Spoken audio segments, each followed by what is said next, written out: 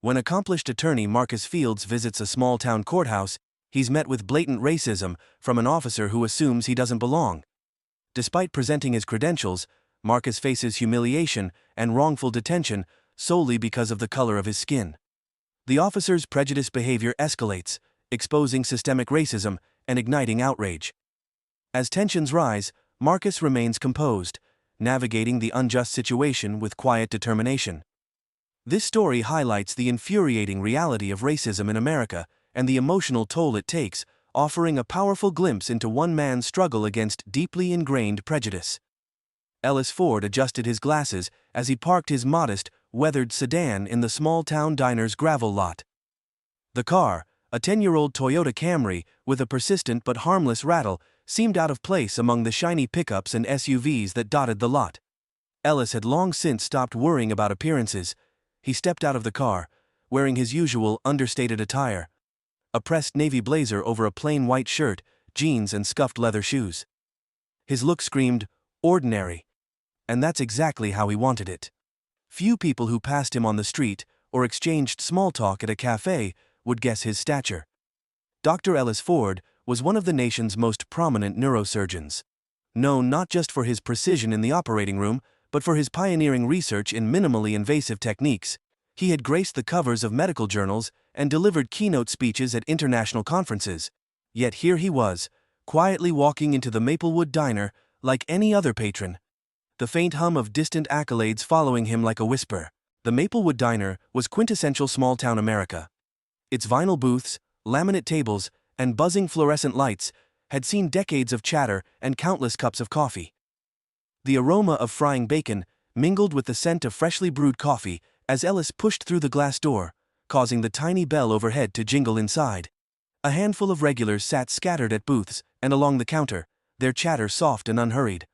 A waitress in her 60s, her gray-streaked hair pulled into a bun, greeted him with a tired but genuine smile. "Morning, Hans, sit wherever you like." "Thanks, Martha," Ellis replied with a warm nod. He'd been here enough times over the past month to learn her name, though he doubted she remembered his. That was fine with him. He didn't seek recognition here.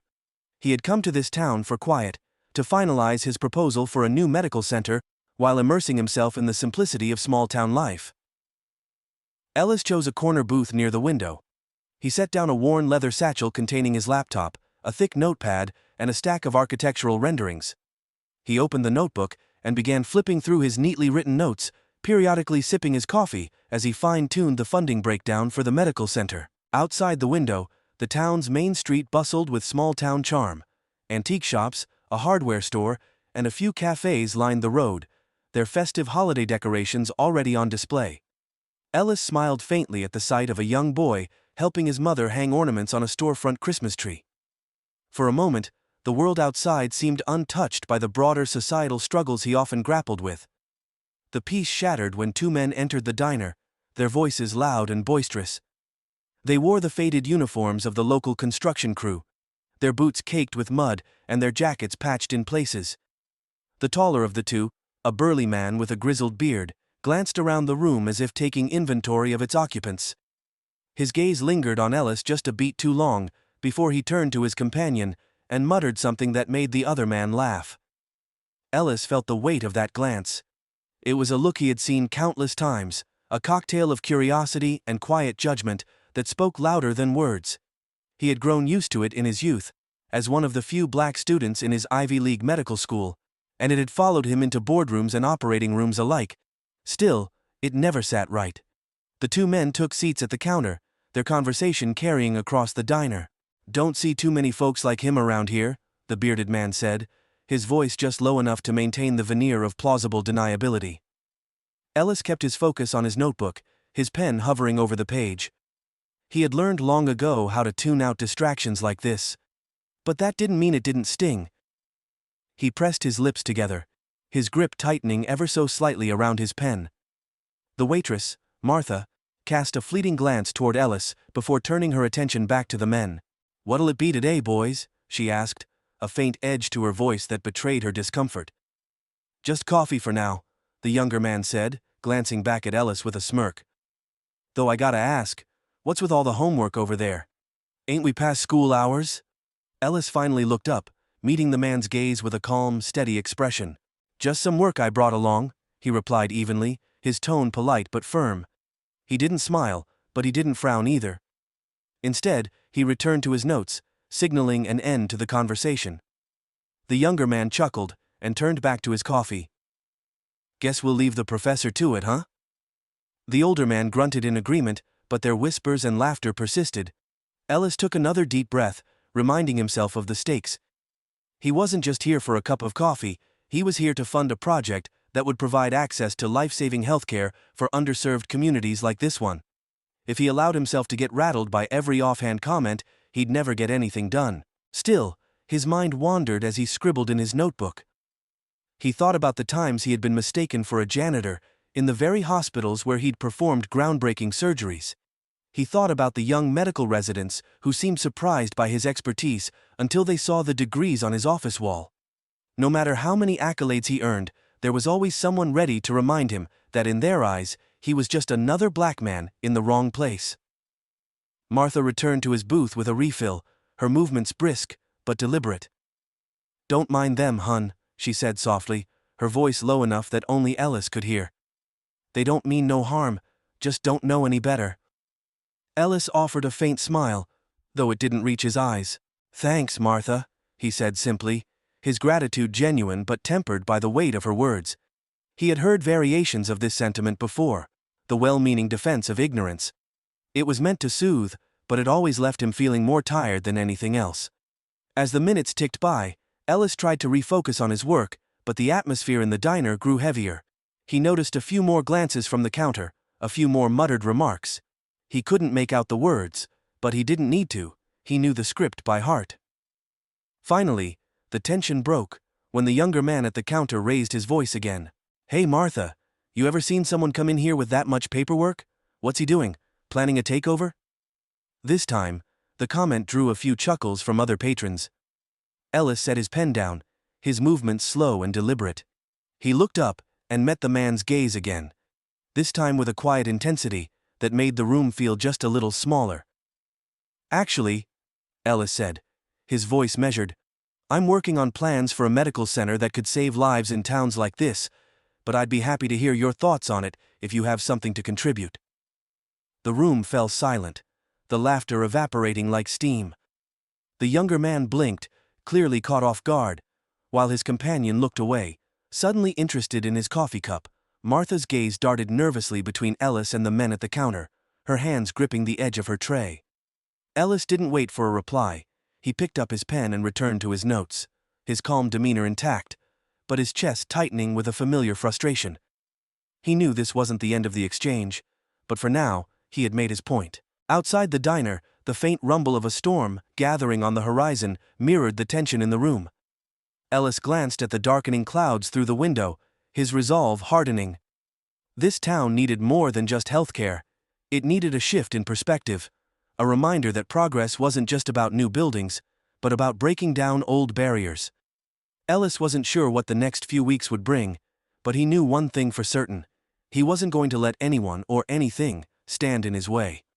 The rest of the morning passed in tense waves. Ellis tried to lose himself in his work, sketching out a timeline for the construction of the medical center and fine-tuning a grant proposal for additional funding. But the occasional remarks from the men at the counter lingered like a sour taste in the air, their whispers impossible to ignore. As he worked, he felt a growing awareness of his surroundings. The quiet diner that had once been his refuge now felt like a theater, its players poised to deliver a script he'd seen performed countless times before. Subtle glances from other patrons turned into lingering stares, and Ellis could feel the weight of their scrutiny pressing down on him. It wasn't long before the bearded man at the counter turned in his stool, his voice loud enough to cut through the low hum of conversation. "Hey Martha," he called, waving her over with exaggerated gestures. "That guy in the corner, he been sitting here all morning or what?" Martha froze, the coffee pot in her hand trembling slightly as she glanced toward Ellis. He met her gaze briefly, a silent understanding passing between them. She cleared her throat, setting the pot down on the counter. "He's not bothering anyone, Jimmy," she said, her tone carefully neutral. Jimmy smirked, leaning back against the counter. "Ain't about bothering, just wondering what he's up to." Looks like he's planning something. You never know these days. Ellis clenched his jaw, his pen hovering over the page in his notebook. He knew exactly where this was headed, but he willed himself to stay calm. Rising to the bait would only escalate things. Instead, he took a slow, deliberate breath and closed his notebook. Standing, he walked to the counter, his movements measured. The men turned to watch him, their expressions shifting between curiosity and defiance. Ellis met Jimmy's gaze evenly. "If you're so curious about what I'm working on," he said, his voice calm but firm, "why don't you ask me directly?" Jimmy's smirk faltered, but only for a moment. He crossed his arms, leaning back slightly. "All right," he said, his tone dripping with mock politeness. "What's all the paperwork about, huh? You some kind of auditor you checking up on us?" Ellis straightened his posture, exuding a quiet authority. "I'm working on plans for a medical center," he replied. "One that will bring life-saving healthcare to rural communities, like this one. I've been meeting with local leaders and gathering support for the project." Jimmy snorted, glancing at his friend. "Medical center, huh? That's a pretty big deal for a guy sitting here, drinking diner coffee. What are you, some kind of doctor?" "As a matter of fact, I am," Ellis said, his voice steady. "Dr. Ellis Ford. I specialize in neurosurgery and medical innovation." Jimmy's eyebrows shot up, the surprise clear on his face, but the disbelief came just as quickly. "Yeah, sure you are," he said, laughing. "And I'm the mayor." The laughter was echoed by his companion, but it didn't last long. Ellis remained composed, his calm demeanor unsettling them in a way they hadn't expected. Martha stepped in then, her voice sharper than usual. "That's enough, Jimmy. Leave the man alone." Jimmy raised his hands in mock surrender. "Just making conversation," he said, though his smirk suggested otherwise. Ellis nodded to Martha in quiet thanks, then returned to his booth. He could feel the tension in the room rising, the air thick with unspoken challenges. He had faced this kind of scrutiny before, but it never got easier. The weight of having to constantly prove his worth, to justify his presence, was a burden he carried every day. Ellis was packing up his things when the bell over the diner door jingled again. This time, 2 uniformed police officers walked in, their presence commanding immediate attention. Ellis glanced at them briefly before continuing to gather his belongings, but he noticed the way their eyes scanned the room, lingering on him just a beat too long. One of the officers, a tall man with a stern expression, approached the counter. "Morning, folks," he said, his voice firm but cordial. "We got a call about some suspicious activity. Someone said there's a man here who doesn't belong." Ellis's stomach tightened. He didn't need to guess who had made the call.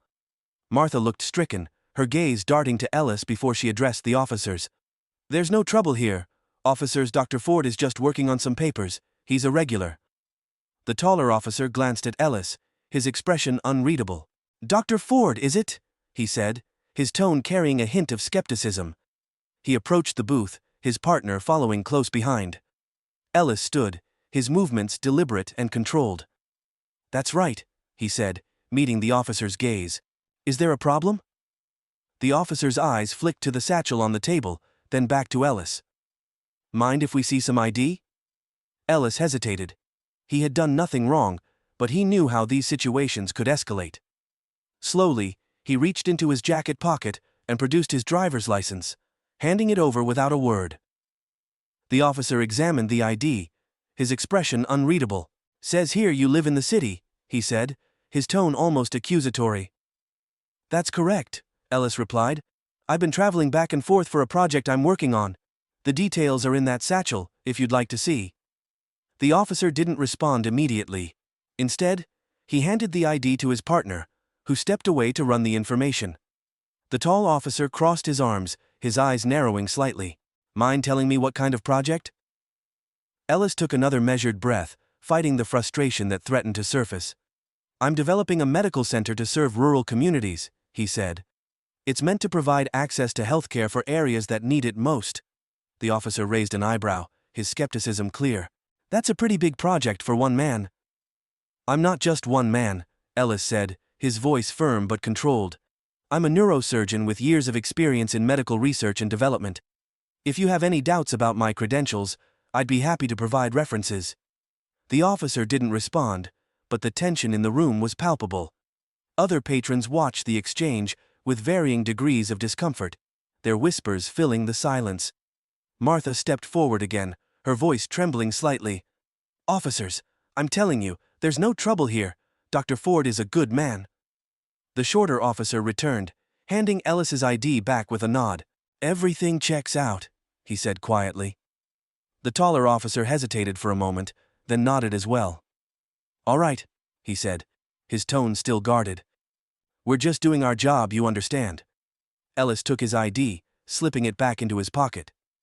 "I understand," he said evenly. "But I hope you'll consider the impact of calls like this. I'm not a threat. And I never was." The officer didn't respond, instead, turning to leave with his partner. The tension in the diner slowly began to dissipate, but the damage had been done. Ellis could feel the weight of the encounter pressing down on him, the familiar ache of being reduced to a suspicion despite everything he had achieved.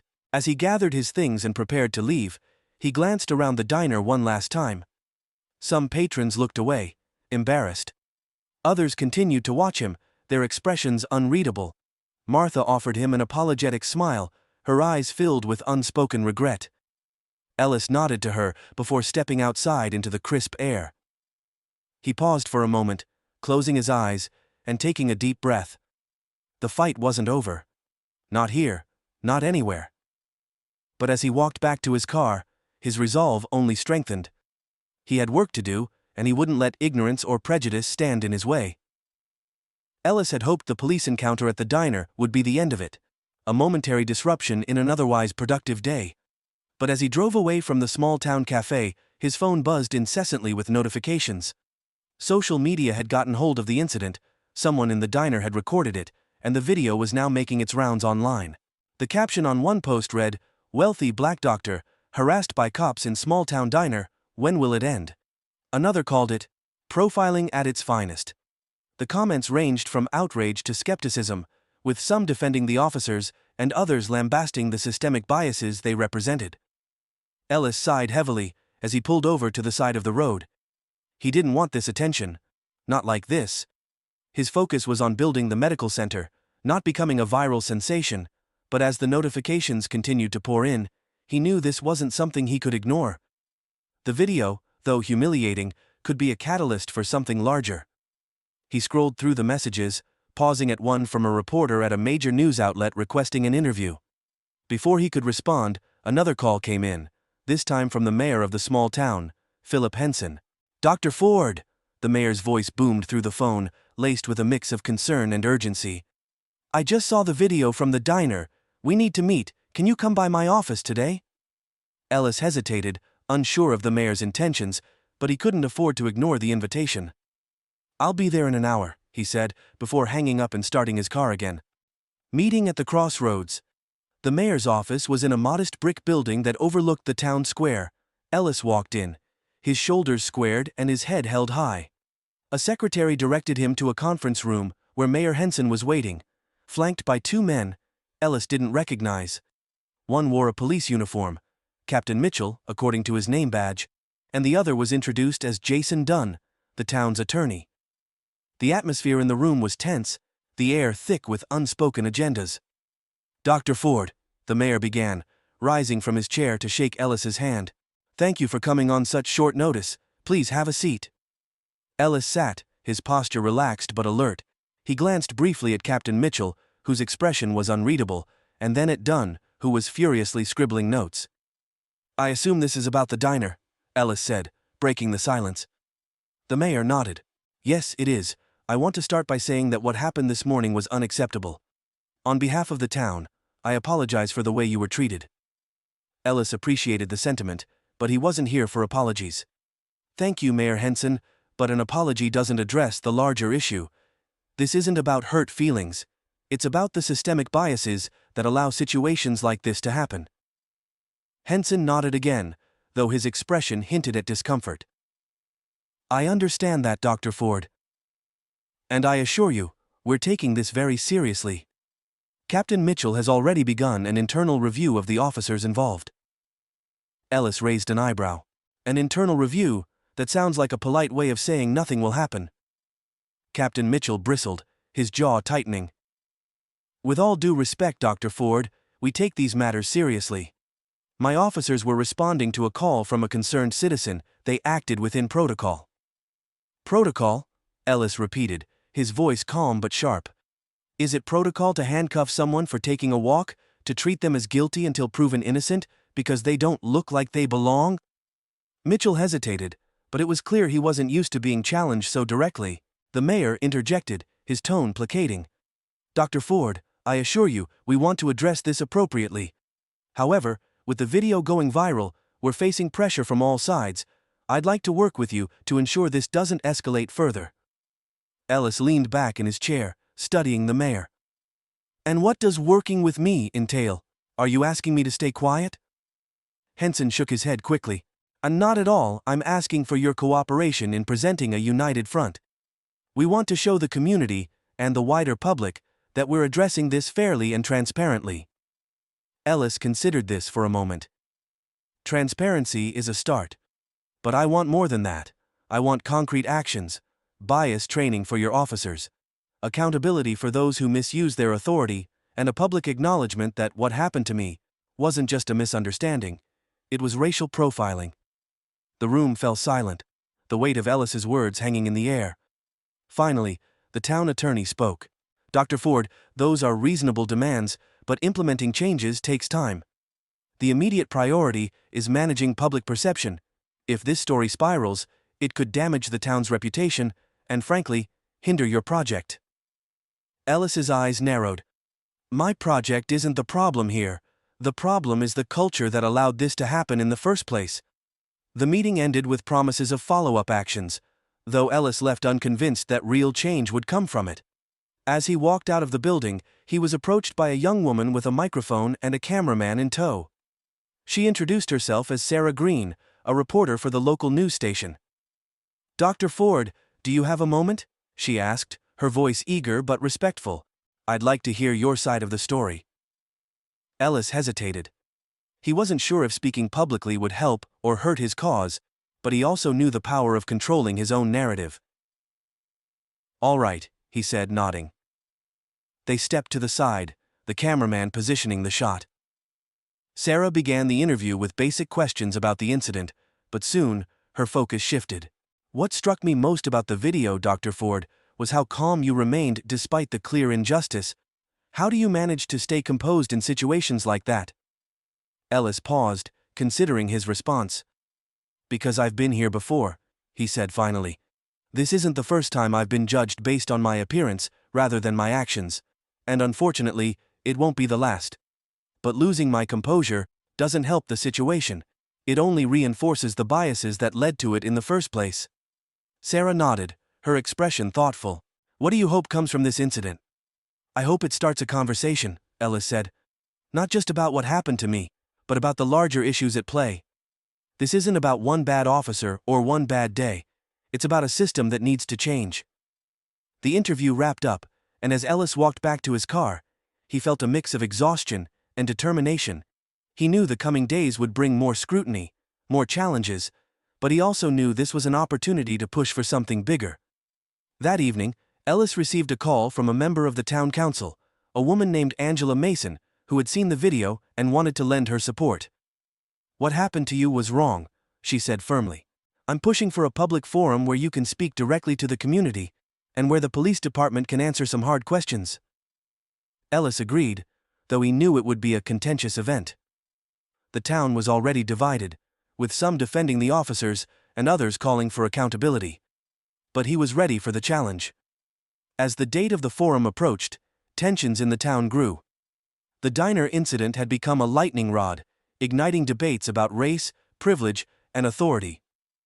The local paper ran a front-page story with the headline, "Doctor or Suspect Town Grapples with Fallout from Viral Video." Ellis prepared meticulously, gathering data and anecdotes to support his case. He knew this wasn't just about his own experience, it was about the countless others who faced similar treatment without the privilege of a platform. On the day of the forum, the town hall was packed. Residents filled every seat, with others standing along the walls. The mayor sat at the front with Captain Mitchell, while Ellis was given a seat at the center of the panel. The atmosphere was electric, the room buzzing with anticipation. As the moderator opened the floor for discussion, the first question came from a man in the audience who identified himself as a retired police officer. "Dr. Ford," he said, his tone challenging, "do you really believe this was about race? Or could it have been a simple misunderstanding?" Ellis took a deep breath before responding. "It's not about what I believe. It's about the facts. I was stopped and questioned because someone thought I didn't belong. That assumption was based on my appearance, not my actions. That's the very definition of profiling." The room erupted into murmurs, some supportive, others skeptical. Ellis stayed focused, determined to make his case. He could feel the tension building, the stakes rising with every word. This was the moment everything hinged on, and he was ready to face it, head on. The town hall buzzed with tension as the forum intensified. Residents and officials alike felt the weight of what was unfolding. This wasn't just about Ellis Ford's experience anymore. It was about the town's reckoning with its identity.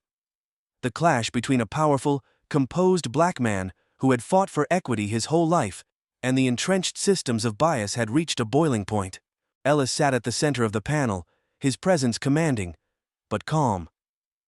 To his left was Captain Mitchell, his jaw tight as he fielded questions that veered from measured to hostile. To his right was Mayor Henson, trying desperately to mediate.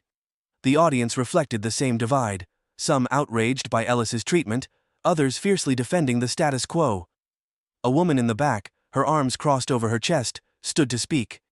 "Dr. Ford," she began, her voice sharp, "you say you were profiled, but isn't it true that police officers deal with dangerous situations every day? How are they supposed to know who's a threat and who isn't?" Ellis paused, his gaze steady. "Ma'am, I understand the challenges of law enforcement. My father was a police officer, and I know the risks they take. But this isn't about assessing threats, it's about assumptions. I wasn't behaving suspiciously. I was having breakfast and walking down a street I've visited many times before. The assumption wasn't based on my actions, it was based on the color of my skin." His words drew murmurs from the audience. Some nodded in agreement, while others whispered discontent. The woman's face flushed as she sat down, and another resident stood, a young black man in a hoodie. "I've lived in this town my whole life," he said, his voice trembling. "And I know exactly what Dr. Ford's talking about. I've been stopped on my way home from work just because I fit a description. It happens all the time." The room grew even more charged.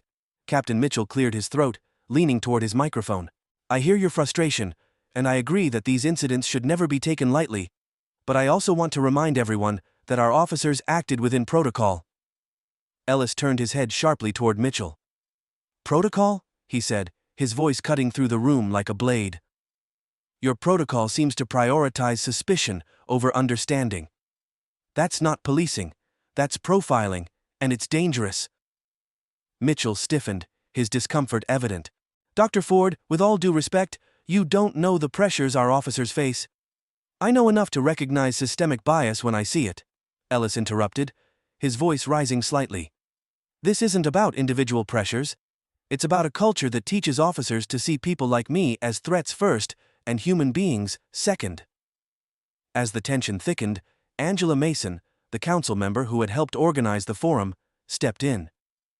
She had been quiet until now, observing the heated exchanges from the sidelines. Angela stood, holding the microphone with a steady hand. "Let's take a step back," she said, her voice firm but calm. "What Dr. Ford is describing isn't unique to this town, and that's what makes it so urgent. These incidents are a symptom of a larger problem, a system that needs reform." Her words shifted the energy in the room. Some of the tension eased, while others bristled at her implication. "Captain Mitchell," Angela continued, turning toward him, "what specific steps is your department taking to address racial bias in policing? Because from where I'm sitting, it sounds like you're more focused on defending your officers than addressing the root of the issue." Mitchell hesitated, clearly unprepared for the direct challenge. "We've started reviewing our training protocols," he said, his voice faltering slightly. "But these changes take time." Angela raised an eyebrow. "And in the meantime, how many more people have to endure what Dr. Ford went through?" The forum continued for another hour, with residents voicing their concerns and frustrations. The turning point came when an elderly white man stood up. His voice was shaky, but his words carried weight. "My name's George Matthews," he began. "And I've lived here for 50 years. I'm ashamed to say it, but I've been part of the problem. I used to think, well, if someone's being stopped, they must have done something wrong. But after what happened to Dr. Ford, I can't think that way anymore. We need to do better, all of us." The room fell silent, his words echoing in the heavy air. Even Captain Mitchell seemed affected, his defensive posture softening ever so slightly. Ellis nodded in appreciation. "Thank you, Mr. Matthews," he said. "It takes courage to admit that, and it's the first step toward real change." But just as the forum seemed to turn toward resolution, a commotion erupted near the entrance. Officer Daniels, the officer who had detained Ellis at the diner, stormed into the room, his face red with anger. He ignored the gasps and whispers as he made his way to the front. "This is ridiculous," Daniels shouted, pointing a finger at Ellis. "You're turning this whole town against us over nothing. I was doing my job, and now you're trying to ruin my life." The room descended into chaos. Some residents shouted in support of Daniels, while others berated him for his outburst. Captain Mitchell shot to his feet, trying to restore order. "Daniels, that's enough," he barked. "This isn't the time or place." But Daniels ignored him, his anger spilling over. "People like him," he spat, gesturing at Ellis. "Think they're better than everyone else. You don't belong here." The words hung in the air like a thunderclap. The room went silent, all eyes on Ellis. Ellis stood slowly, his heart pounding, but his expression calm. He faced Daniels, his voice steady and clear. "I belong here as much as anyone else," he said. "I'm not the problem, you are.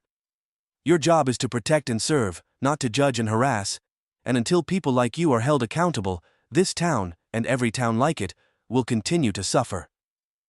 Daniels' face twisted with rage, but before he could respond, Angela Mason stepped between them. "Officer Daniels," she said firmly, "I suggest you leave now." Daniels hesitated, his defiance waning under the weight of the room's collective gaze. Finally, he turned and stormed out, slamming the door behind him. The room erupted again, but this time, the energy was different. The crowd's anger wasn't directed at Ellis, it was directed at the system Daniels represented. For the first time, Ellis felt a shift, a crack in the armor of resistance. As the forum wound down, Ellis and Angela stood together, watching the crowd disperse. "That was intense," Angela said, exhaling deeply. Ellis nodded, his mind racing. "Daniel's outburst just proved my point. This isn't just about one incident, it's about a mindset, and we have to break it." Angela placed a hand on his shoulder. "You're not alone in this, Ellis. We'll keep fighting." But as Ellis left the town hall that night, he couldn't shake the feeling that the fight was far from over. Daniel's words echoed in his mind, a reminder of the entrenched attitudes he was up against. And as he started his car, he noticed a patrol car parked across the street, its headlights glaring. The driver's silhouette was unmistakable: Daniels. Ellis tightened his grip on the wheel, a sense of foreboding settling over him. The battle wasn't just in the forum, it was everywhere, and it was only just beginning. Ellis Ford tightened his grip on the steering wheel as the patrol car's headlights bore into his rearview mirror. The familiar silhouette of Officer Daniels sent a chill down his spine. But Ellis wasn't about to let fear dictate his actions. He had fought too hard, and endured too much to back down now. Ellis turned into a nearby parking lot, rolling to a stop under the flickering glow of a streetlight. The patrol car followed, parking a few spaces away. Daniels stepped out, his posture stiff, his face a mask of barely contained anger. Ellis opened his car door slowly and stepped out, his movements deliberate and calm. "Officer Daniels," he said evenly, "is there something I can help you with?" Daniels approached, his hand resting on the baton at his hip. "You think you're some kind of hero, don't you?" he sneered. "Parading around, making me look like the bad guy. You don't know the first thing about the pressure we're under." Ellis's jaw tightened, but he kept his voice steady. "I know plenty about pressure, Officer Daniels. What I don't know is why you think following me here is a good idea?" Daniels took another step closer, his voice low but venomous. "You don't belong here, Ford. You've been stirring up trouble since the moment you walked into that diner." Ellis met Daniels's glare with quiet defiance. Trouble? He said. What you call trouble, I call accountability. And if that makes you uncomfortable, maybe it's time to reflect on why. Daniel's face flushed with anger. Don't lecture me, he spat. You've been making this personal from the start. You think you can waltz into this town and tell us how to do our jobs? This was never personal, Ellis said, his voice rising just enough to command attention. But your actions have made it impossible to ignore. You've abused your authority, Daniels, and it's time for that to stop. Daniels's hand tightened on the baton. You don't get to decide how I do my job. No, Ellis said sharply. But the law does, and so does this community. You've seen the backlash, the outrage. People are finally opening their eyes to what's been happening here, and you're terrified because you know your power is slipping away. For a moment, Daniels looked like he might strike, his body taut with rage. But then he smiled, a slow, unsettling smile that hinted at something darker. You really think you're winning, don't you? He said. You think the people in that room care about justice. They care about their property values and keeping things quiet. When this all blows over, you'll see who they really stand with. Ellis didn't flinch. You sound pretty confident for someone under investigation. Daniel's smile faltered, but only for a moment. Investigations come and go, he said dismissively. You think they'll find anything, they'll bury it like they always do. Ellis took a step closer, his voice dropping to a determined calm. Maybe they would have, but not this time, not with the evidence I've gathered. Daniels froze, the smugness draining from his expression. What are you talking about? You didn't think I'd just sit back and let this happen, did you? Ellis said, his gaze unwavering. I've been working with Angela Mason and several others in the community to uncover the patterns of misconduct in this department. The complaints, the body cam footage, the internal memos. It's all there, Daniels. And it's all coming to light. For the first time, Daniels looked genuinely rattled. You're bluffing. Ellis pulled his phone from his pocket, tapping the screen to display a folder of documents and videos. Am I? Daniels's eyes widened as he recognized one of the files, a damning recording of an encounter he thought had been erased. How did you? Let's just say not everyone in your department shares your disregard for justice, Ellis said. There are people who believe in doing the right thing, even when it's difficult. Daniels's face twisted in fury. You think this will ruin me? You think you can just take everything I've worked for? Ellis's voice hardened. This isn't about taking anything from you, Daniels. This is about restoring what you and others like you have taken from this community: dignity, trust, and safety. Daniels's composure cracked. He lunged forward, his hand gripping the baton as if ready to strike. But Ellis didn't back down. Instead, he stood firm, his voice cutting through the tension like a blade. Go ahead, Daniels. Make one more mistake. Give me another piece of evidence to show the world exactly who you are. Daniels froze, the weight of Ellis's words sinking in. The streetlight flickered above them, casting shifting shadows over his face. Slowly, he lowered the baton, his chest heaving with anger and frustration. You don't get it, do you? Daniels said, his voice almost desperate. None of this will matter. People like you. People who challenge the system. You always lose. The system is too big. Ellis took a deep breath, his resolve unshaken. Maybe it is, he said. But that doesn't mean we stop fighting. Change doesn't happen overnight, but it starts with moments like this, with people standing up and refusing to be silenced. The tension hung heavy in the air as Daniel stepped back, his expression a mix of defiance and defeat. He looked around, as if searching for a way to regain control of the situation. Finally, he spat on the ground and turned toward his patrol car. This isn't over, he muttered, his voice thick with venom. Ellis watched as Daniels got into the car and sped off into the night, his taillights disappearing around the corner. The confrontation was over, but the battle was far from won. Ellis knew that Daniels wasn't going to give up easily, and neither would the system that had protected him for so long. As Ellis stood alone under the flickering streetlight, his phone buzzed with a new message. It was from Angela Mason. We're ready to move forward with the evidence. The community is behind you. Ellis allowed himself a brief moment of relief. The tide was turning, but the stakes had never been higher. With the evidence in hand and the support of the community growing, he was prepared to take the next step. But the uncertainty loomed large. What retaliation might come from Daniels and those who stood to lose the most? The fight for justice was entering its most critical phase, and Ellis knew there was no turning back. The next morning, the town buzzed with a sense of tension and anticipation. The evidence Ellis and Angela Mason had compiled was shared widely on social media and with local news outlets. The video files, audio recordings, and internal department memos painted a clear picture of systemic abuse of power, with Officer Daniels at the center. The response was immediate and overwhelming. At City Hall, the mayor called an emergency press conference. Residents gathered outside, their murmurs growing louder as reporters set up cameras. Angela Mason stood by Ellis's side, her presence a reminder of the community's unwavering support. For Ellis, this wasn't just about accountability for Daniels. It was about exposing a culture that had allowed people like him to thrive unchecked.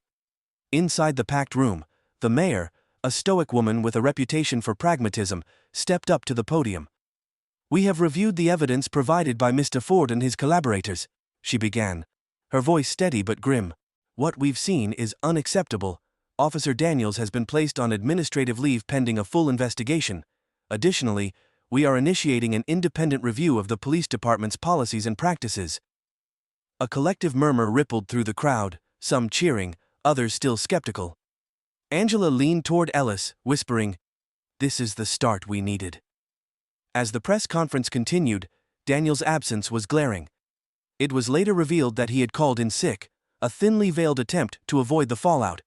His silence was as damning as the evidence against him. The town, once complacent in its quiet segregation, now felt the weight of its collective culpability. Over the next few weeks, the town saw significant changes. Community meetings were held, led by Angela and Ellis, to address the structural inequities revealed by the investigation. These gatherings were a mix of frustration and hope, with residents airing grievances while also brainstorming solutions.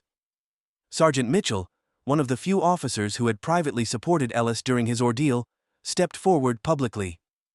"This isn't just about one officer," he admitted during a televised interview. "It's about a system that failed to hold us accountable. I'm committed to rebuilding trust with this community." Mitchell's words carried weight, and his willingness to stand beside Ellis and Angela helped bridge the growing divide between the police and the people they served.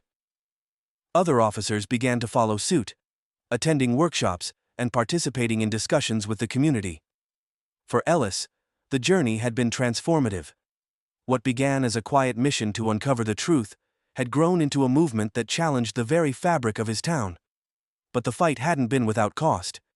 He had faced anger, resistance, and moments of doubt. Yet, through it all, he had discovered a resilience he didn't know he possessed. Sitting in his office one evening, Ellis reviewed the latest emails from local leaders and civil rights organizations. His name was now being mentioned in circles far beyond his small town. Invitations to speak at national events and participate in broader initiatives against systemic racism filled his inbox. Still, he remained grounded. He thought back to the diner, to the quiet moment when his coffee had been delivered with a side of disrespect. That moment had been a spark, a reminder that even the smallest indignities could light the fire of change. When Daniels was finally summoned to a formal hearing, the courtroom was filled with townspeople eager to witness the outcome. The charges against him ranged from abuse of power to falsifying reports, and the evidence Ellis had gathered was the centerpiece of the case. Daniels, once so confident in his untouchable position, sat pale and subdued as witness after witness testified against him. A particularly damning moment came when a former officer spoke out about Daniels's history of targeting marginalized residents. Ellis took the stand, his testimony clear and powerful. "This isn't just about me," he said, his voice carrying through the room. "This is about every person who has been made to feel small, every person whose voice was silenced because the system favored the powerful over the just." By the end of the trial, Daniels was dismissed from the force and faced additional legal consequences. The verdict was a clear victory, but for Ellis, it was just one step in a much larger journey. In the wake of the trial, the town's police department underwent a complete overhaul. A task force, composed of community members, civil rights advocates, and law enforcement officials, was established to oversee reforms. New policies emphasized de-escalation training, implicit bias workshops, and the creation of an independent review board to handle complaints. Angela Mason took on a more prominent role, her activism now supported by a coalition of townspeople who had been inspired by Ellis's courage. Together, they launched initiatives to promote racial equity, from improving access to education and housing to advocating for fair hiring practices. The town was changing. Slowly but surely, trust was being rebuilt. One evening, Ellis returned to the diner where it all began. The same waitress who had initially dismissed him greeted him this time with a genuine smile. "Mr. Ford," she said warmly, "it's good to see you again. Coffee's on the house." Ellis smiled, appreciating the gesture, but knowing the deeper change lay not in free coffee, but in the shift in attitude. As he sat at the same corner booth, he reflected on how far things had come. There was still work to do, there always would be. But for the first time, he felt a glimmer of hope that his town could become the inclusive, respectful place he had always believed it could be. Angela joined him a few minutes later, sliding into the booth across from him.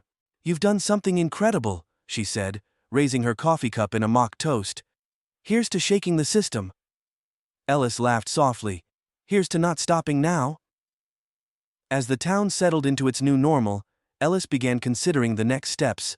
The lessons he'd learned and the connections he'd built were too important to leave behind.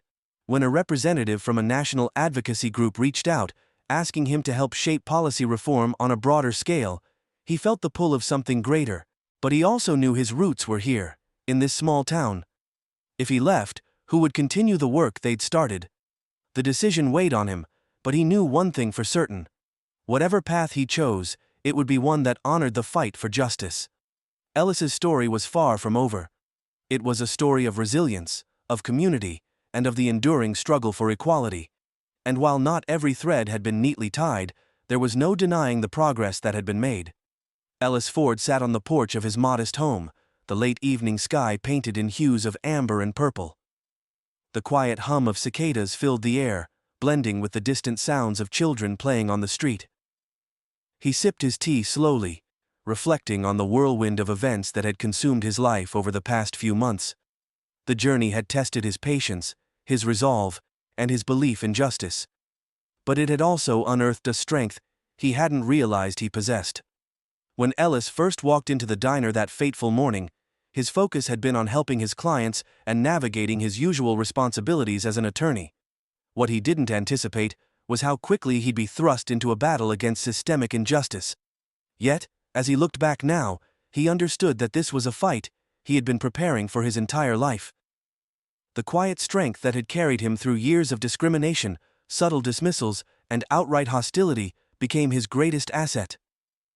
The challenges Ellis faced, being publicly humiliated, having his credibility questioned, and being dismissed by those in positions of power, might have broken another person. But Ellis had responded with determination, using his voice and his resources to challenge a corrupt system. He had learned that resilience wasn't just about enduring hardship, it was about transforming pain into progress, frustration into fuel for change. Ellis's experience had revealed the extent to which bias and prejudice could permeate even the most seemingly innocuous aspects of life. What had started as an isolated incident at a local diner quickly snowballed into a broader revelation about systemic failures within his town. Officer Daniels wasn't just one bad actor, he was a symptom of a culture that enabled people like him to operate with impunity. The systemic problems Ellis encountered weren't unique to his town. Across the nation, similar stories played out daily, often without the benefit of a spotlight to expose them. The lack of accountability, the ease with which assumptions were made about people of color, and the resistance to change were all part of a larger tapestry of injustice. Ellis's fight had peeled back the layers of this reality, forcing his community to confront truths they had long ignored. While Ellis had initially acted alone, his fight had grown into something much bigger, a community-driven movement for accountability and reform. Angela Mason's activism, Sergeant Mitchell's willingness to stand up against his own department's failings, and the countless voices of support from residents proved that collective action could create meaningful change. The reforms that followed Daniels' downfall were a testament to the power of collaboration. The establishment of an independent review board, mandatory racial bias training, and new community engagement initiatives were only the beginning. Residents and law enforcement alike began to see themselves not as adversaries, but as partners in the pursuit of justice. But perhaps the most significant shift was in the mindset of the town itself. People who had once been indifferent to issues of racial bias and systemic inequality were now part of the conversation. Neighbors began to look out for one another in ways they hadn't before, and local leaders took steps to ensure that everyone, regardless of their background, felt a sense of belonging. Ellis's story didn't end with the resolution of his personal conflict. The changes sparked in his small town began to inspire similar efforts in neighboring communities. Civil rights organizations reached out, eager to amplify the lessons learned and apply them to broader initiatives. Local news stations covered the story as an example of how perseverance and community action could lead to progress. For Ellis, the ripple effect was humbling. He had never sought the spotlight. His only goal had been to live a quiet life while serving those in need. Yet his actions had reminded him of the importance of stepping forward, even when the odds seemed insurmountable. His voice had inspired others to find their own, creating a chain reaction of courage and accountability. Ellis understood that the fight for justice was far from over. While his town had taken important steps, he knew that systemic change required sustained effort. Racism and prejudice were deeply entrenched, and it would take more than policy changes to uproot them. It would take a shift in culture, a willingness to challenge long-held assumptions, and a commitment to holding one another accountable. As he reflected on this, Ellis felt a renewed sense of purpose. He decided to channel his experience into advocacy, working with organizations to promote legal reform and educate communities about the importance of equity and inclusion. His voice, once quiet and reserved, had become a powerful tool for change, and he intended to use it. To anyone facing similar struggles, Ellis's message was clear. You are not alone. Change is possible, but it requires courage, persistence, and the support of others. Whether it's speaking out against injustice, educating yourself and others, or simply listening with an open heart, everyone has a role to play in creating a more just world. The porch light flickered on as the evening deepened, casting a warm glow over the quiet street. Ellis placed his empty cup on the table beside him and leaned back in his chair, watching as the stars began to dot the sky. He thought about the countless people who had stood by him: Angela, Mitchell, the neighbors who had rallied, and even the strangers who had reached out with words of encouragement. Their support had reminded him of the power of community, the strength that comes from standing together. Ellis's journey had been one of pain and perseverance, but it had also been a journey of hope. It had shown that even in the face of deep-rooted injustice, change was possible when people refused to remain silent. His story wasn't just his own. It was a reflection of the broader fight for equality and dignity that resonated with so many. As he sat beneath the night sky, Ellis allowed himself a moment of peace. There would be more battles to fight, more obstacles to overcome, but for now, he took solace in knowing that his efforts had made a difference. And as the first fireflies of the season began to glow, he felt a quiet determination settle within him. The fight wasn't over, but neither was his resolve.